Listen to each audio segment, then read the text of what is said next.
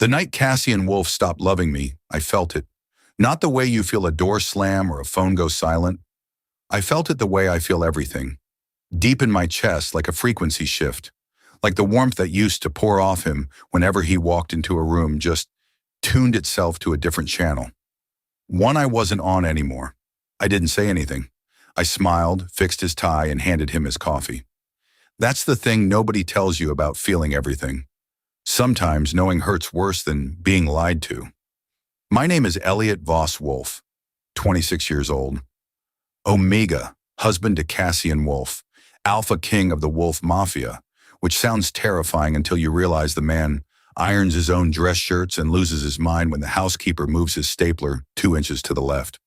We live in a glass and steel penthouse on the 43rd floor of a high-rise in downtown Denver, Colorado, where the Rockies sit in the distance like they're keeping score. The city sprawls below us like it's performing for him. Everything in Cassian's life performs for him, including me, for a while. My ability showed up when I was 14. The day my father's business partner shook his hand at a dinner party, and I felt the man's greed like hot tar sliding under my skin. I excused myself, threw up in the bathroom, and came back to the table smiling. My mother always said I had good manners. What I have is emotion manipulation. I can feel what you feel. Every flicker, every lie dressed up as affection, every guilt poorly disguised as a goodnight kiss. And if I want to, I can push back. Amplify your joy, dull your rage, and unravel your carefully constructed calm until you're standing in the middle of your own truth with nowhere to hide. I've only ever used it defensively. I've never manipulated Cassian, not once, not even when I probably should have. That's also called love, I think, or stupidity. I keep getting those two confused. It started small, the way all devastating things do. A Tuesday in March. Cassian came home at 2 a.m., smelling like someone else's perfume, and when he kissed my temple, the emotion that rolled off him wasn't guilt. It was relief. Relief that I was asleep. Relief that I didn't ask questions. Relief that I was, as always, easy. I was not asleep. I lay in our California king with my eyes closed and my chest absolutely on fire. Funin and I cataloged every note of what he was feeling the way a sommelier catalogs wine. Underneath the expensive scotch and the residual adrenaline of whatever meeting he claimed to have, there it was, warm, tender, directed at nothing in this room. I pressed my lips together and said nothing. The next morning I made us both breakfast. Eggs over easy, turkey bacon, the kind of fresh squeezed orange juice that takes 10 minutes and ruins your wrist. Cassian sat at the kitchen island in his robe, scrolling through his phone with that small, private smile he used to say for me. "You're in a good mood," I said pleasantly, setting his plate down. "Long night," he said, "but productive." The emotion coming off him when he said that word, productive, was warm and golden and had absolutely nothing to do with business. I picked up my fork. I said. "Eggs okay?" "Perfect," he said, not looking up from his phone. I smiled at my plate. Yeah, I thought, feeling his contentment wrap around him like a second skin that didn't include me. They always are. That was 6 weeks ago.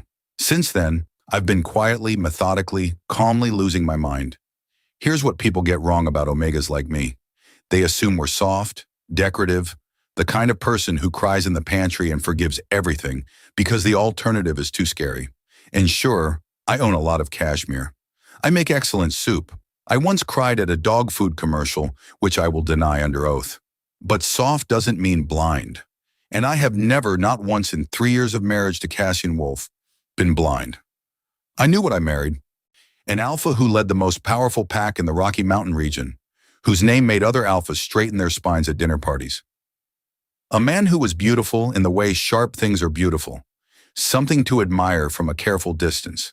A man whose emotional walls were so thick I'd spent the first year of our marriage pressing my hand to his chest just to check he had a pulse under all that control. He did. He does. It just doesn't beat for me the way it used to. My mother called last week to ask how married life was treating me. Wonderful, I told her, standing in our kitchen watching Cassian leave for what he called a meeting, and what I now understood with absolute emotional clarity was something else entirely. "He's so good to you," she said warmly. "The best," I agreed. "I am a spectacular liar for someone who can feel the truth of everything." The morning everything changed started like every other morning. Cassian in his charcoal Tom Ford suit, me in my robe, the Denver skyline doing its thing outside the floor-to-ceiling windows, his driver waiting downstairs, the faint smell of his cedar and bergamot cologne that used to make my pulse do something embarrassing and now just made me tired. He kissed my cheek on the way out, and for 1 second, just one, I reached out with that quiet, invisible part of me and let myself feel him. What I got nearly knocked me off my feet. Not guilt, not love, not even indifference. Excitement, bright and sharp and buzzing. The kind of feeling you carry when you're about to see someone you've been counting down the hours to see. He pulled back, smoothed his lapel, didn't notice my knuckles had gone white around my coffee mug. "Don't wait up," he said. The elevator doors closed. I stood there in our perfect, expensive, 43rd floor silence, and I made a decision. I was done feeling everything for a man who felt nothing for me. I was going to disappear. The thought sat in my chest like a lit match. Small, quiet, and absolutely serious. Not dramatically. I wasn't going to throw his belongings off the balcony or write him a letter in red ink or do anything that required a cleanup crew. I had too much self-respect for theatrics and too little energy for anything that involved raising my voice before 9 a.m. I was just going to leave, quietly, completely, the way Cassian had already left me, without announcement, without apology, without even the basic decency of a conversation. I set my coffee mug down on the marble counter and looked around our kitchen. 43 floors above Denver, morning light cutting across the Italian tile. Everything expensive, everything curated, everything selected by an interior designer named Jeff, who charged by the adjective. It was a beautiful cage, and I had been the world's most well-dressed bird. I gave myself exactly 4 minutes to feel sorry for myself. 4 minutes is generous. Some people take years. I had a schedule. I pressed my palms flat against the cool marble and breathed, and in that breathing, I did what I always do when I need to think clearly. I pulled my ability inward, gathered it like a tide pulling back from shore. He stopped feeling the residual warmth of Cassian's excitement still hanging in the air of the apartment, like expensive, traitorous cologne. Without it, the kitchen felt quieter, colder, better. I could think straight when I wasn't drowning in someone else's feelings. The plan formed fast, because I am, despite everything, an extremely efficient person. I would need somewhere to go. I would need money that wasn't connected to Cassian's accounts, which meant the personal savings account I had maintained since before the marriage. The one my financial advisor called admirably cautious and Cassian called unnecessarily independent. He'd meant it as a mild criticism. I had taken it as a compliment. I pushed off the counter and walked to the bedroom. The closet was the size of most people's apartments. On the Cassian side was architectural, dark suits arranged by weight, shoes that cost more than car payments, a drawer of cufflinks he rotated with the seriousness of a military operation. My side was warmer, softer. A life in cashmere and broken-in denim, and the good sneakers I wore on mornings when I walked to the farmer's market 3 blocks over, because I liked the way the city smelled before it fully woke up. I pulled down a weekender bag from the top shelf. Then I stopped. Because the thing about having emotion manipulation as a superpower is that it works even when you don't want it to. Even when you're trying very hard to be logical and calm and exit strategy-oriented, sometimes the residue of feelings soaked into physical objects reaches up and grabs you by the throat. I touched the handle of the bag and felt him. Not current Cassian, not excited to see his mistress Cassian, old Cassian, year 1 Cassian, the version of my husband who had packed this bag himself when we went to Aspen for our first anniversary, who had been so nervous about the trip going well that his anxiety had hummed off him like a plucked string the entire drive up, who had stood in a snow-covered parking lot at 10 o'clock at night and said very quietly, like it cost him something to admit it, "I want you to be happy here." Not "I love you." Cassian was never built for easy declarations, but that feeling, that desperate, earnest, wanting me to be happy. I had kept it. the way you press a flower between pages, the way you save a voicemail you've already memorized. I stood in our closet for 11 seconds holding a weekender bag and feeling a ghost. And then I set it on the bed and started packing. I was folding my third sweater when my phone buzzed on the nightstand. Not Cassian. He never texted before noon. It was my best friend, Marcus Reed, who was a beta, chronically chaotic, and the only person on earth who knew even half of what was going on in my marriage. "Why does my gut feel weird this morning?" he texted. "Did something happen or did I just eat bad leftovers?" I stared at the message. Marcus had no powers, no abilities, just genuinely, aggressively good instincts and an emotional radar he refused to take any credit for. I typed back, "Probably the leftovers. How long were they in your fridge?" 3 seconds. Elliot Voss-Wolfe. How long were what in whose fridge? Answer the actual question. I sat on the edge of the bed and looked at my half-packed bag. "I'm leaving," I typed. Not a big deal. Very calm, extremely collected. The typing bubble appeared immediately, disappeared, appeared again, and then, "I'm outside in 12 minutes. "You live in Aurora," I typed back. "That's 40 minutes away." "Then I'm already speeding. Don't move." I looked at the bag. I looked at the closet.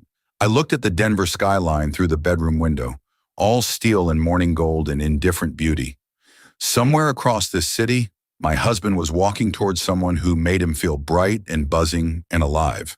And I was sitting on my bed at 8 a.m. on a Wednesday, clutching a sweater and waiting for my friend to break several traffic laws on my behalf. I exhaled slowly. "Okay," I said quietly to the empty room. "Okay." The match in my chest was still burning, and for the first time in 6 weeks, oh man, I stopped trying to put it out. I finished packing in silence. Not the sad kind of silence. Not the kind where you pause every 30 seconds to stare at a wall and question your life choices. The productive kind. The kind that lives just underneath a decision that has already been made and doesn't need to be revisited. 3 sweaters, 2 pairs of jeans, my running shoes, the small leather notebook I use for writing things I never intended anyone to read, my medication, my charger, the tiny succulent on the bathroom windowsill that Cassian had bought me 14 months ago from a street vendor outside a coffee shop on Colfax Avenue because I'd stopped to look at it for 4 seconds and he'd noticed. I almost left the succulent. Then I picked it up and packed it anyway. Not because I was sentimental. Because I'd kept that plant alive for 14 months, and it deserved better than being forgotten on a windowsill in a marriage that was quietly composting. I zipped the bag, stood up straight, looked at myself in the full-length mirror on the back of the closet door. Omega, 26, good cheekbones. Currently in the process of quietly dismantling his entire life before 9 a.m. on a Wednesday. "You look great," I told my reflection, completely sincerely. Then I picked up my bag and walked out of the bedroom. Marcus arrived in 11 minutes, which meant he had genuinely been speeding, and I felt zero guilt about that because he once told me that traffic laws were more of a suggestion when delivered in that particular tone. So really, this was on his personal philosophy. When I was standing in the lobby of the building when his beat-up silver Honda pulled up to the curb with the energy of a man who had rehearsed what he was going to say the entire drive over. He stepped out without cutting the engine, took one look at me standing there with my weekender bag and my succulent, and pressed his mouth into a flat, complicated line. "The plant," he said. "Don't," I said. "I'm just saying." "Marcus." "Okay." He took the bag from my shoulder without being asked, threw it in the back seat, and held the passenger door open with the solemnity of someone presenting evidence in court. "Get in." I got in. He got in. We sat there for exactly 4 seconds while the heat pumped through the vents and Denver moved around us, completely unbothered by my personal crisis. "Do you want to talk about it?" Marcus said. Or do you want me to just drive?" I looked straight ahead through the windshield. "Drive," I said. "But you can also talk. I'm not fragile, Marcus. I'm furious, which is a completely different thing." He pulled away from the curb. "Okay," he said carefully. "Where are we going?" I had thought about this while packing. I had a cousin, Devin, who lived in a 2-bedroom apartment in Capitol Hill and who owed me a favor from 2021 that we had never officially discussed, but both silently acknowledged. Devin was also extremely unbothered by drama, which was either a character strength or a medical condition, and either way it made him the perfect temporary landing pad. Capitol Hill, I said. Devin's place. Marcus nodded like this was completely reasonable. Because Marcus Reed was the rare kind of friend who understood that sometimes you needed to make a large, irreversible decision, and what you required in that moment was not a debate, it was a driver. I loved him dearly. Can I ask one question, he said. You're going to ask it regardless. Did he do something specific or was it the accumulation? I watched the city slide past the window, the coffee shops opening their doors, the morning joggers along Cheeseman Park, a man walking a dog so large it was functionally a small horse, Denver doing its Wednesday thing, indifferent and lovely. He came home, I said slowly, smelling like someone else, and the emotion coming off him wasn't guilt. Silence. What was it? Marcus asked quietly. I turned the succulent over in my lap. Happiness, I said. The real kind. The kind he used to feel when he looked at me. Marcus said nothing for a moment. The traffic light ahead turned red, and he stopped and just sat there with his hands on the wheel, and I felt what he was feeling without even meaning to. A low, steady burn of anger on my behalf, wrapped around something softer that was just plain heartbreak for a situation he'd probably seen coming longer than I had. You felt it directly, he said. It wasn't a question. I feel everything directly. That's the fun part of being me. I'm fine, Marcus. You packed your plant. She's a living thing, and she needed rescuing, like me. We're basically the same. I held the succulent up to the window like it deserved to see the city. Her name is Gerald, by the way. You named your succulent Gerald. He looked like a Gerald. Marcus laughed. It was short and reluctant and real, and the tension in the car dropped exactly 1 degree, which was enough.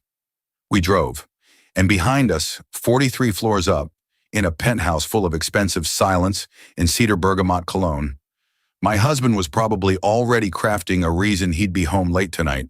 He wouldn't check on me until evening. By then, I'd already be gone. The thought should have felt more dramatic than it did.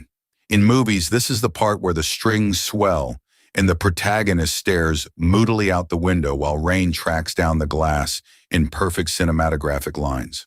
What actually happened was that Marcus took a wrong turn on 7th Avenue, blamed the GPS with genuine personal offense, and I had to navigate us back using the mental map I'd built from 3 years of living in the city, with a man who treated Denver like his personal kingdom, and me like a very beloved piece of furniture in it. Turn left here, I said. The GPS said right. The GPS is wrong. The GPS is a satellite system, El. And I am an omega with functioning eyes and a better sense of direction than whatever underpaid algorithm is running that app. Turn left. He turned left. We arrived at Devin's building 4 minutes later. Marcus did not say anything about the GPS. Some battles are won in silence. Devin's apartment building was the architectural opposite of my penthouse. 6 floors, exposed brick. An elevator that worked 70% of the time and spent the other 30% making a sound that could generously be described as concerning. Devin met us at the door of his apartment on the 4th floor in sweatpants and a faded University of Colorado hoodie, holding a mug of coffee, looking like a man who had received exactly enough warning to be awake, but not enough to be fully functional. He looked at me. He looked at the weekender bag on my shoulder. He looked at the succulent in my hands. Kitchen table's clear, he said, stepping aside. I just made a fresh pot. This is why Devin was my cousin. He understood that sometimes hospitality means asking 0 questions and offering caffeine. I walked in and set Gerald carefully on his windowsill above the kitchen sink where the morning light came through at a good angle. Devin watched me do this with the expression of a man who had many thoughts and was choosing, wisely, to have them privately. Marcus dropped into a chair at the kitchen table like he lived there. She needs a place to stay, he said completely casually, like he was discussing the weather. I corrected, pouring myself coffee. He needs a place to stay, Marcus amended without missing a beat. Devin looked at me over his mug. He was 31, quieter than me, more careful with his words. He had his mother's eyes and his father's stubbornness, and an ability to read a room that had nothing to do with supernatural powers and everything to do with growing up in a family that communicated primarily through implication. "How long?" he asked. "I don't know yet," I said honestly. He nodded, slow, thoughtful. "The room's he said. "There are clean towels under the sink. Don't touch the leftovers in the blue container. Those are spoken for." "I would never." "You absolutely would. You're a snacker when you're stressed." "I'm not stressed. I'm restructuring." Devin and Marcus exchanged a look over my head that I pretended not to see because I was a bigger person than that, mostly. I sat down at the kitchen table with my coffee and looked at my hands. They were steady. That surprised me a little. I had expected some trembling, some visible sign that my body understood the size of what I was doing, but my hands were completely steady, and my breathing was even, and the only thing moving too fast was the quiet, low-grade hum of emotion running under my skin. Not mine. Cassian's. That was the part I hadn't accounted for. Oh, even 40 blocks away, sitting in my cousin's kitchen in Capitol Hill, I could still feel the faint residual signature of my husband's emotions, the way you can still smell a bonfire on your jacket hours after you've left it. 3 years of proximity, 3 years of sleeping beside him, sharing meals with him, pressing my hand to his chest in the dark just to feel the rhythm of him. His emotional frequency was written into me, like a language I'd learned before I knew I was learning it. Right now, that frequency was bright and absorbed and completely, utterly elsewhere. I wrapped both hands around my coffee mug. "Can I ask you something?" Marcus said carefully, watching me with the particular attention he used when he was trying to gauge how close to the edge I actually was. "Shit, you're going to anyway." "What does it feel like," he said, "when you feel him feeling someone else?" The kitchen was quiet. Devin was looking at his coffee. The refrigerator hummed. I thought about it genuinely, because Marcus deserved a genuine answer, and because I was done performing fine for an audience of people who could see right through me. "Like holding a phone to your ear," I said slowly, "and hearing someone laugh at a joke you didn't hear. You know the joy is real. You just aren't part of it." Marcus exhaled through his nose. Devin set his mug down very quietly. Nobody said anything for a moment. Then I straightened in my chair, rolled my shoulders back, and picked up my coffee with the energy of a man who had decided that self-pity had a time limit, and that time limit was now expired. "Right," I said briskly. "So, Master Devin, the blue container, what's actually in it and how negotiable is that boundary?" Devin blinked. Then, despite everything, he laughed. And just like that, the kitchen breathed again.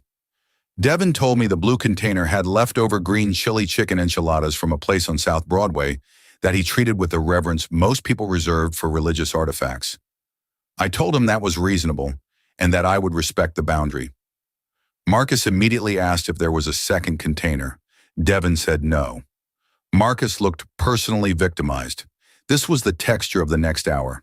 Small, ordinary, the kind of conversation that exists specifically to give your nervous system somewhere soft to land when the rest of your life is actively rearranging itself without your permission.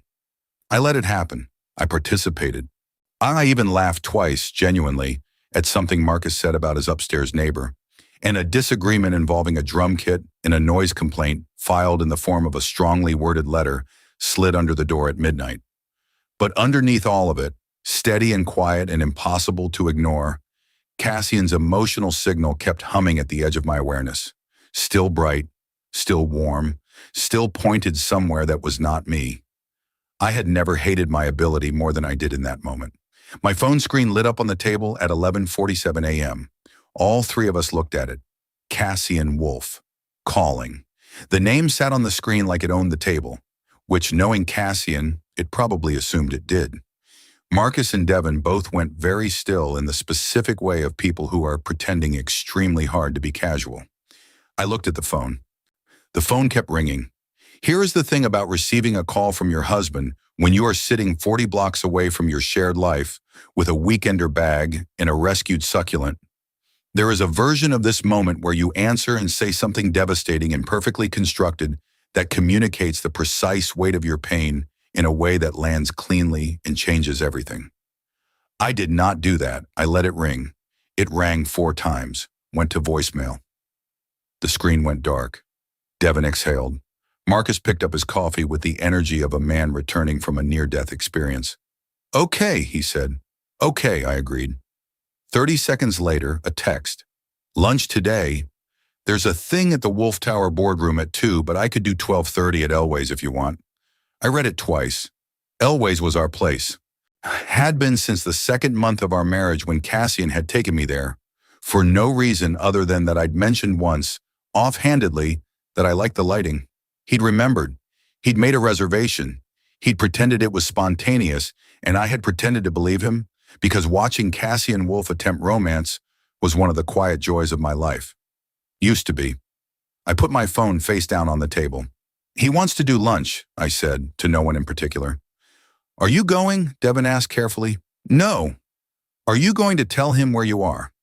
I thought about that, really thought about it, turning it over with the same care I used when handling something I knew could cut me if I wasn't paying attention. Not yet, I said. Devin nodded. No judgment. No lecture about communication and healthy conflict resolution. Just a nod. The way you acknowledge a decision that belongs entirely to someone else. This was why Devin was my favorite cousin. I had 6. The bar was not low. What I had not told Marcus, what I had not told Devin, what I had not told anyone because there was no version of saying it out loud that didn't sound either tragic or insane, was this. I had known about the Mistress for 4 weeks. Not suspected. Known. There had been a night, 3 weeks and 5 days ago, when Cassian had come home and sat beside me on the couch while I was reading, and he'd put his hand over mine in that absent, habitual way he had, the way you touch something familiar without looking at it.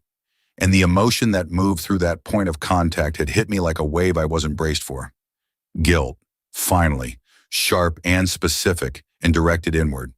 But underneath the guilt, woven through it the way a thread runs through fabric, something that gutted me far more completely, tenderness, for someone. A specific someone whose emotional shape I didn't recognize, but whose existence in my husband's inner world was suddenly undeniably real. I had closed my book. I had said very calmly, long day, and Cassian had said, the usual, and squeezed my hand, and the guilt had spiked hard enough that I'd had to breathe through it. I had sat with him for another hour. I had turned off the lamp when we went to bed. I had not said a single word, because here is the part that made no logical sense, and yet was completely humiliatingly true. I had stayed those 4 weeks not because I was weak, not because I was afraid, not because I didn't know what to do. I had stayed because some stubborn, irrational, deeply inconvenient part of me had wanted to believe that what I felt through Cassian's guilt meant he was already ending it, that he was choosing me without being asked, that I would not have to be the one to blow this whole beautiful, broken thing apart. He hadn't chosen me. He'd chosen Elway's for lunch, which was somehow worse. I picked up my phone. I typed, can't today, busy, sent it before I could write anything more honest. 3 dots appeared immediately, then stopped, then appeared again. Then, everything okay? My chest pulled tight. Sure, I whispered to the empty air. Everything's perfect, Cassian. I put the phone back down and did not cry. It was genuinely one of my better performances. Marcus knew it too. He had that look on his face, the one he got when he was deciding between saying the true thing and saying the kind thing, and was privately annoyed that those were not the same thing. He chose kind. You want to take a walk? He said. Get out of this kitchen for a bit? I considered the kitchen. The coffee that had gone lukewarm. Gerald on the windowsill, already looking more comfortable than I felt. Devin pretending to read something on his phone with the focused intensity of a man who was absolutely not reading anything on his phone. Yeah, I said. Okay. We left Devin to his territorial enchiladas and took the stairs down because the elevator was making that sound again, the one that suggested it had opinions about its workload, and I had enough conflict in my life without negotiating with elevator machinery. The street outside was cold and bright. Not the way Denver got in late morning when the sun was fully up, but the temperature hadn't caught up yet. My breath came out in small, soft clouds. The city smelled like coffee and exhaust and the faint mineral bite of snow somewhere in the mountains that hadn't reached us yet. I pulled my jacket tighter and we walked. We made it half a block before my phone buzzed again. Not a call this time. A text from a number I didn't recognize, which was unusual because Cassian's people had standing instructions that unknown contacts did not reach me directly. It was one of the small, quietly controlling things about being married to the alpha king of the Wolfe Mafia that I had long since stopped noticing. The text said, "You should know where your husband was last Thursday night. Check the attached." No name, no context.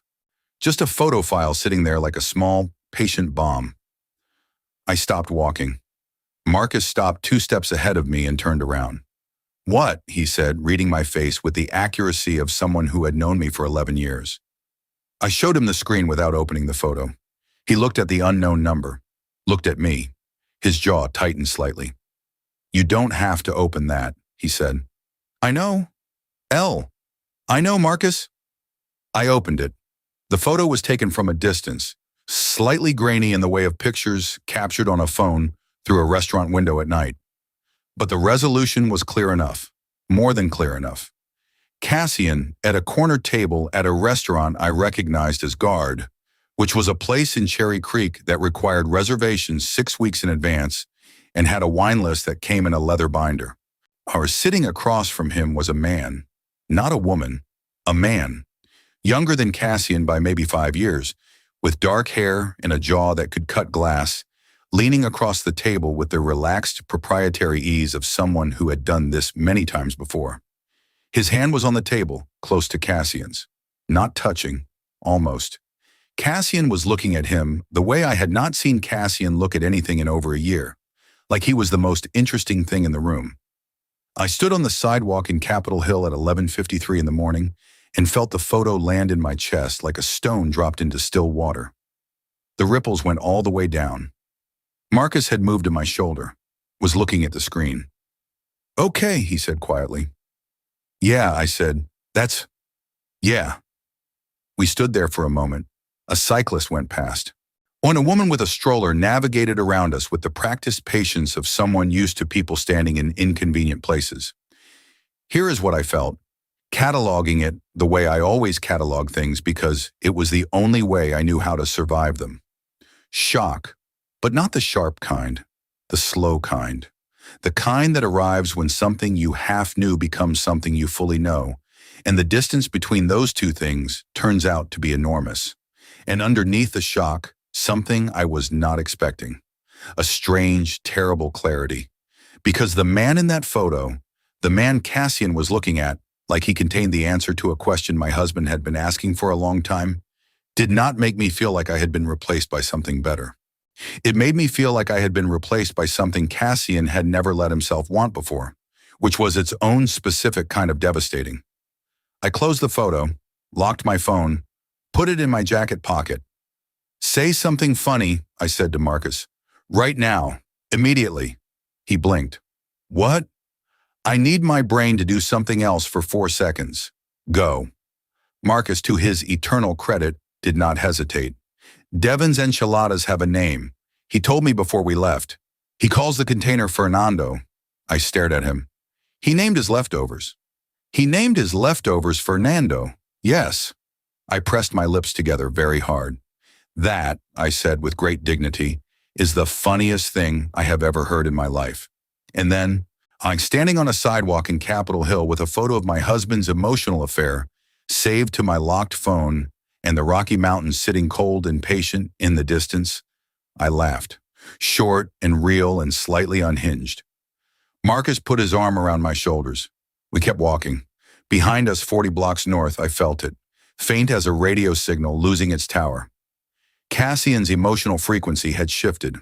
The warmth was still there, but threading through it now, thin and sharp as a wire pulled too tight, was the first note of something new. Unease. He was starting to wonder where I was. Good. We walked another 2 blocks before my phone went off again. This time it was a call.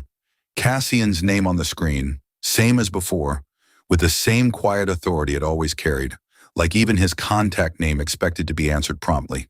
I watched it ring. Marcus watched me watch it ring. It stopped. 30 seconds later, another call. I turned my phone completely face down in my jacket pocket and kept walking.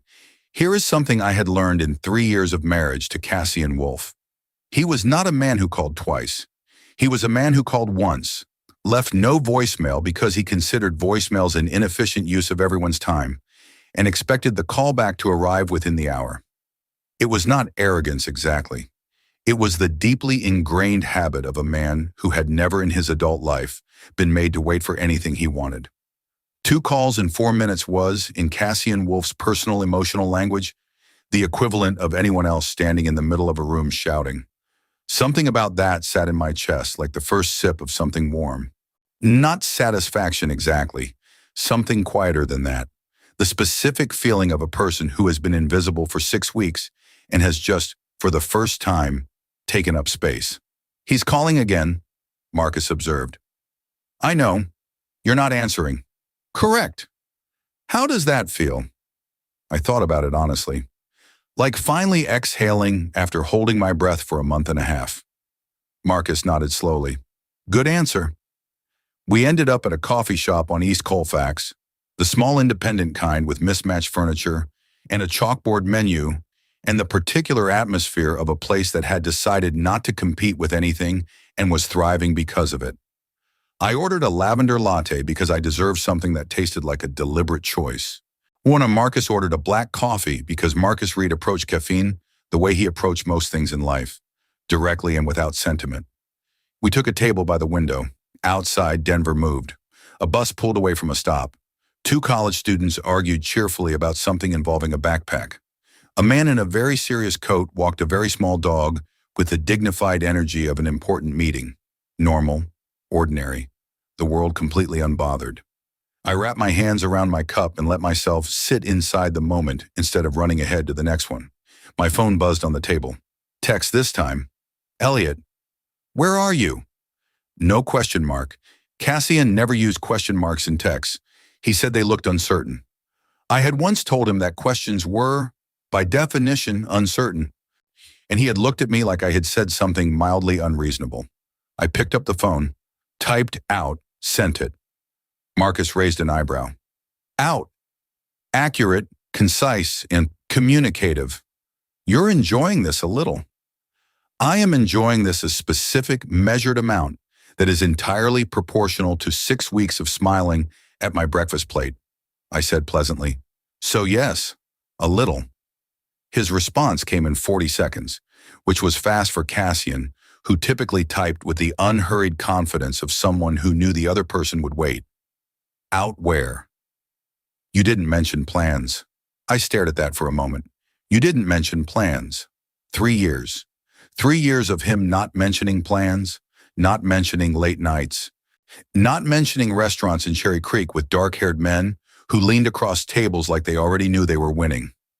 3 years of me not requiring an explanation because I was easy, because I was accommodating, because I had confused being low maintenance with being low priority. I set the phone down without responding. Okay, Marcus said quietly, watching my face. What just happened? He said I didn't mention plans. The table went very still. Marcus picked up his coffee, set it down, picked it up again. This was his version of counting to 10. Right, he said finally with tremendous restraint. I know. Because I know, Marcus. I'm just saying that the specific irony of that sentence is genuinely staggering. Yes, I'm aware. I took a long sip of my lavender latte. Boy, it tasted exactly like a deliberate choice. I'm not going to respond to that one. Good call. My phone buzzed 4 more times in the next 10 minutes. I watched each notification arrive and did not touch the screen. Cassian texting in quick succession was the behavioral equivalent of a man who had walked into a room and found it empty when he had absolutely not prepared for it to be empty. The alpha king of the Wolfe Mafia was rattled. I could feel it now, even across the distance. His emotional signal had changed completely. The warmth was gone, tucked away somewhere, replaced by something urgent and disoriented. A frequency I recognized from the early days of our marriage when a deal went sideways and he couldn't immediately identify the variable he'd failed to account for. He was trying to locate the problem. He had not yet understood that he was the problem. That would come. I was patient. I looked out the window at the ordinary, beautiful Wednesday street and felt for the first time in 6 weeks like myself. Fully, recognizably, uncomplicatedly myself. Elliot Voss-Wolfe, 26, Omega, currently drinking a lavender latte in a coffee shop on Colfax while his husband quietly lost his mind 40 blocks away. Gerald was on a sunny windowsill in Capitol Hill. Fernando's structural integrity remained protected, and somewhere in the Rocky Mountain region, the most powerful alpha in Denver was learning, for the very first time, what it felt like to wait. The lavender latte was gone by the time his next message arrived. Not a text, a voice note. Cassian Wolfe sent a voice note, which was so far outside the established pattern of his communication style that I actually picked up the phone and stared at it for a full 3 seconds like it had malfunctioned. Cassian did not send voice notes. Cassian considered voice notes an organizational failure. He had once told me with complete seriousness that audio messages were for people who haven't decided what they want to say yet. I pressed play. His voice came through the speaker low and controlled, but underneath the control, threaded through every syllable like a crack running through expensive marble, was something I had not heard from him in a very long time. Uncertainty. Elliot, a pause, not the comfortable kind. I've called 3 times. I need to know you're all right. Text me back or pick up. That's all. The message ended. I played it again. Not because I hadn't heard it, because I wanted to feel it properly, the way you press on a bruise to understand its edges, the urgency underneath the controlled delivery, the specific texture of an alpha who was used to having complete information suddenly operating without any. Marcus was watching me with both hands around his coffee cup. Well, he said. He said that's all, I said. He never says that's all. He never qualifies requests. What does that mean? It means he doesn't know what to do with himself. I set the phone down. It means he's scared. The words sat between us on the table. Marcus tilted his head slowly. Is that good or bad? I thought about it with genuine honesty, the way I'd been trying to think about everything today. Not through the filter of who I'd been performing as for 6 weeks. Just cleanly. Directly. I don't know yet, I said. I did not respond to the voice note. I finished my coffee. Marcus finished his. We sat in the mismatched chairs of that Colfax coffee shop for another 20 minutes, talking about things that had nothing to do with Cassian Wolfe, which was its own form of medicine. Marcus told me about a situation at his job involving a passive-aggressive email chain that had escalated to the point where HR had been CC'd. I told him that CCing HR was always either a power move or a cry for help with no middle ground. He said in this case, it was both. I said that tracked. It was good. It was normal. It was the conversational equivalent of solid ground under uncertain feet. When then my phone lit up with a number I recognized immediately because it was saved in my contacts under a name I had not seen on my screen in several months. Roman Wolfe, Cassian's younger brother, pack enforcer. A man built like a structural wall and approximately as communicative under normal circumstances. Roman calling me directly meant Cassian had run out of moves and called in support, which meant Cassian was significantly more unraveled than even I had estimated. Marcus looked at the screen. Is that? Roman. Yes. He called his brother. He called his brother. We looked at each other. Answer it, Marcus said. I want to know what Roman's voice sounds like when he's been deployed as an emotional errand boy, I answered. Roman, I said pleasantly. A pause. Then Roman's voice, deep and careful, with the particular cadence of a man who had been given specific instructions and was trying to honor them while also being a human being. Elliot, hey. Another pause. I could feel, even through the phone, the faint second-hand stress radiating off him. Roman's emotional signal was always easier to read than Cassian's, because Roman had never learned to wall himself off the way his older brother had. Right now he felt like a man standing between 2 things he couldn't fix simultaneously. So, Roman said carefully, Cass asked me to check in. That's very sweet of him. Roman stopped. Started again. He's having a moment. What kind of moment? The kind where he's called you 6 times and checked the parking garage twice to see if your car was there, and may have also called the building front desk to ask if they'd seen you leave this morning. I closed my eyes briefly. He had called the front desk. Cassian Wolfe, Alpha King, head of the most powerful Mafia pack in the Rocky Mountain region, had called the front desk of our building to ask the concierge if his husband had been seen. I pressed my lips together very hard. Across the table, Marcus mouthed the words, "What is happening?"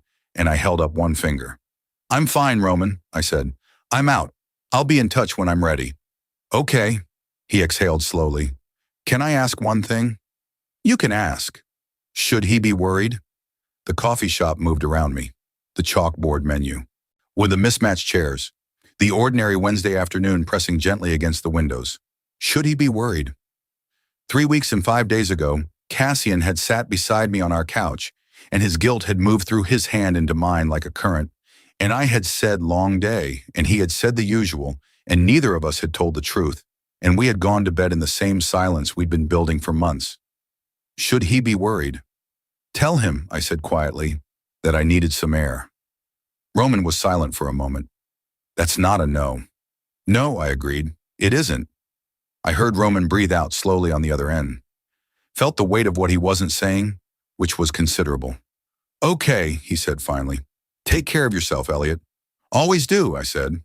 I ended the call, set the phone on the table, looked at Marcus, who was staring at me with the expression of a man watching a very complicated chess game from a front row seat. "He checked the parking garage," I said.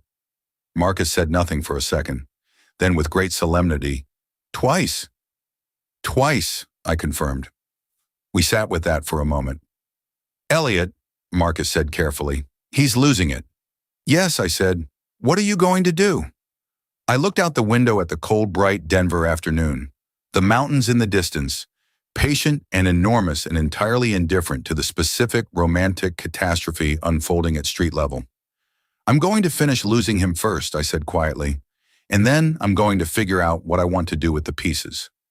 It was the most honest thing I had said all day. My phone lit up one more time on the table. Cassian again. I turned it face down. Outside, the wind moved through the street and carried the faint, cold smell of incoming snow down from the mountains.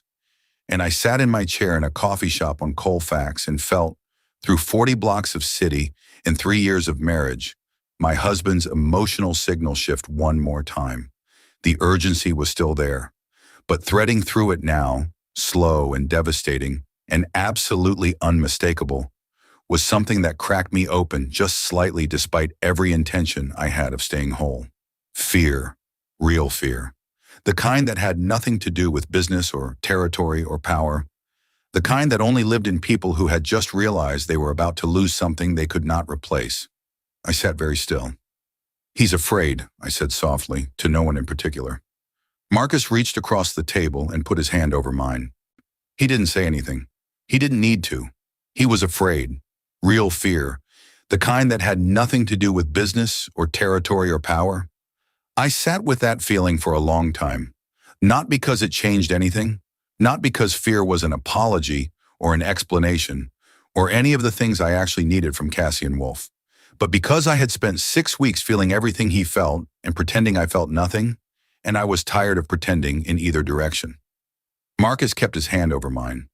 The coffee shop moved around us, warm and unhurried. Outside, the first snow of the afternoon had started, light and tentative, the kind that dusts windshields and disappears before it can commit to anything. Denver doing what Denver did, beautiful and inconsistent and completely its own, and I watched a single flake dissolve against the window glass. Then I picked up my phone. I did not call Cassian. I texted Roman. Tell him to come alone. No driver, no security. Tell him to come to the coffee shop on East Colfax called Tender Roots.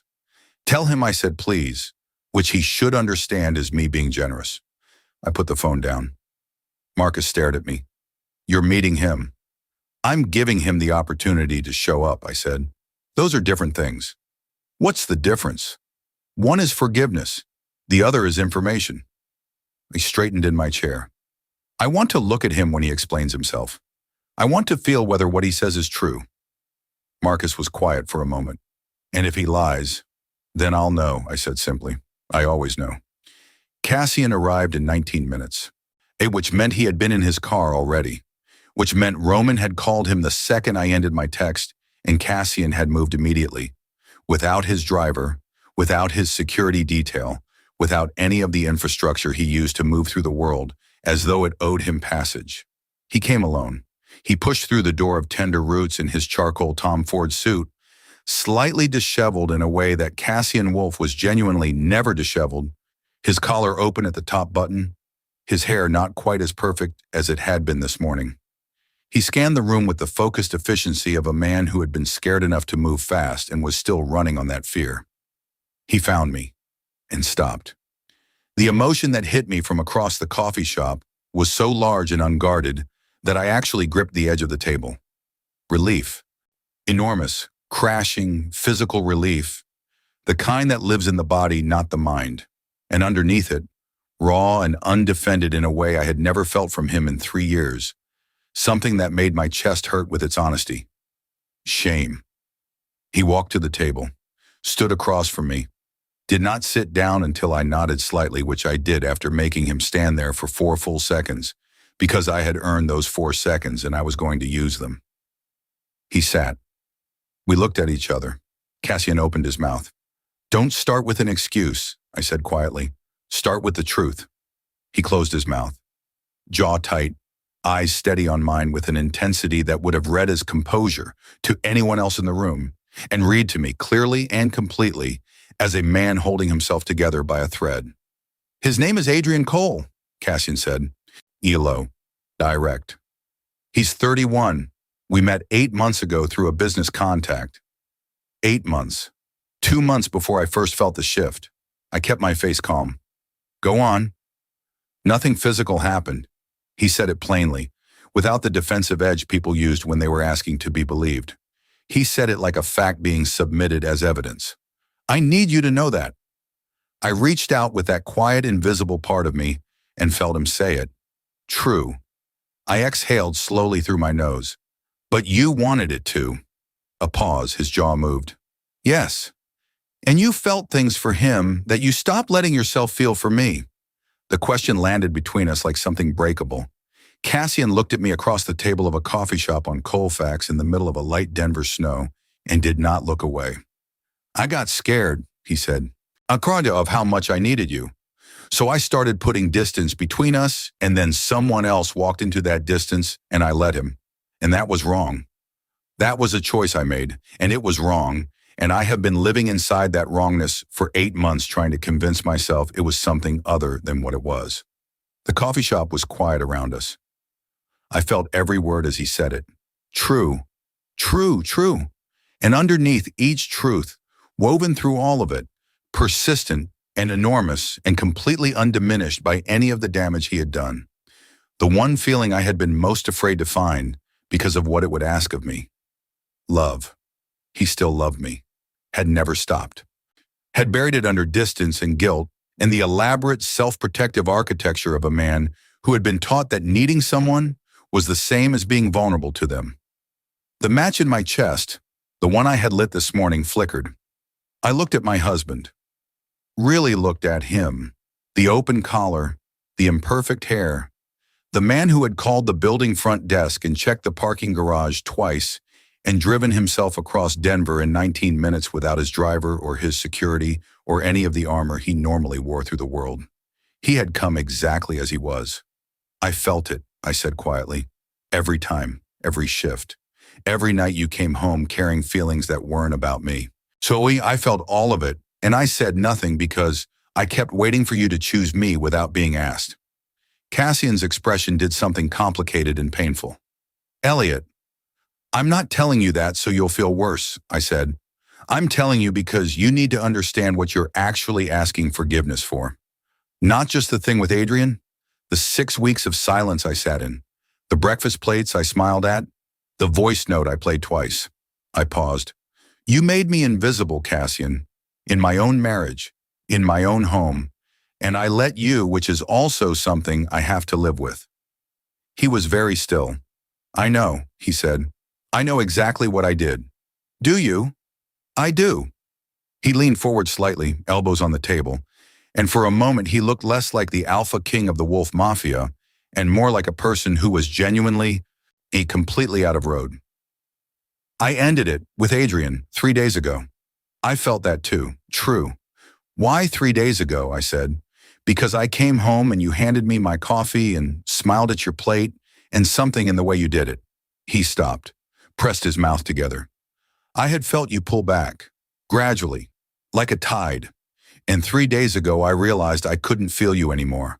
And I understood what I had done. The snow outside was coming down a little heavier now. Marcus had quietly moved to the counter to order something he definitely did not need, giving us the privacy he had always known how to give without being asked. I looked at Cassian, felt him, all of him. No walls, no distance, no controlled frequency. Just a man sitting in a coffee shop in an open collar, telling the truth for the first time in 8 months because he was more afraid of losing me than he was of being known. This is not instant, I said clearly. Whatever this is, whatever comes next, it is not going to be instant and it is not going to be easy, and you do not get to manage your way through it the way you manage everything else. I know.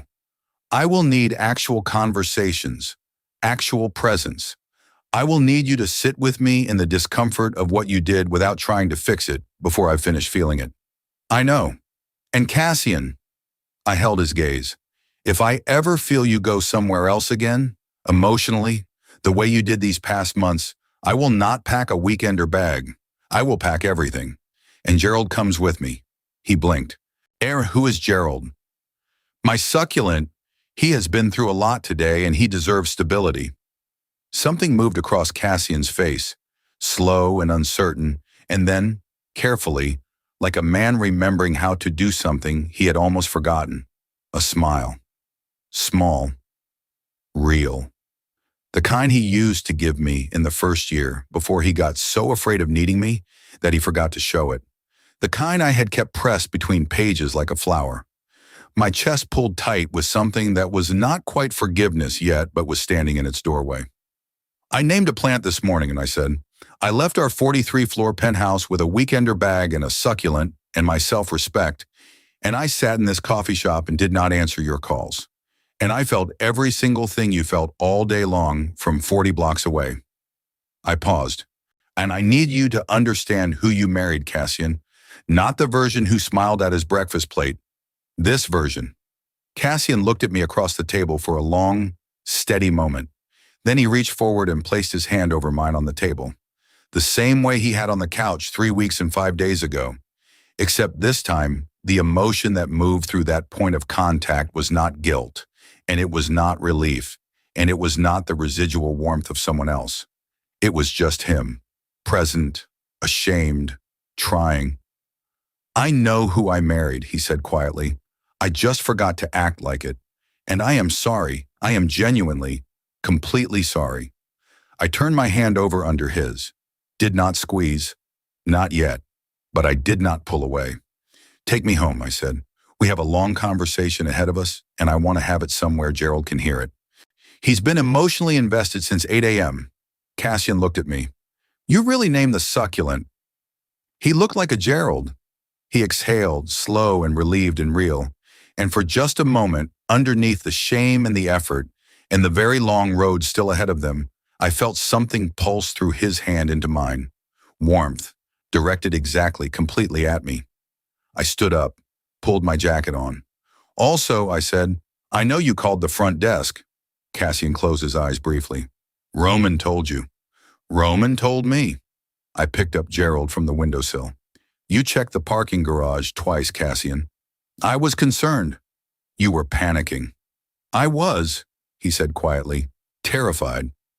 I looked at him standing in the middle of a coffee shop on Colfax in his imperfect suit with his honest eyes and his enormous, clumsy, main architecture of avoidance love, and I felt the match in my chest change, not extinguish, transform, warm and steady now, held carefully, directed. Good, I said softly. Hold on to that feeling. It means you know what you almost lost. I walked to the door. He followed. Outside, Denver was fully snowing now, soft and committed and covering everything in quiet white. The mountains patient in the distance, the city settling into its afternoon. Marcus was leaning against the wall outside with his coffee cup and the deeply satisfied expression of a man who had been right about something important and was not going to say so because he was occasionally a good person. He looked at us standing together on the sidewalk, looked at Gerald in my arms. Fernando is safe, he said solemnly. Fernando was never in question, I said, as Cassian looked between us. Who is Fernando? Devon's enchiladas, Marcus said. It's a long story, I said. Get in the car. I'll explain on the way home.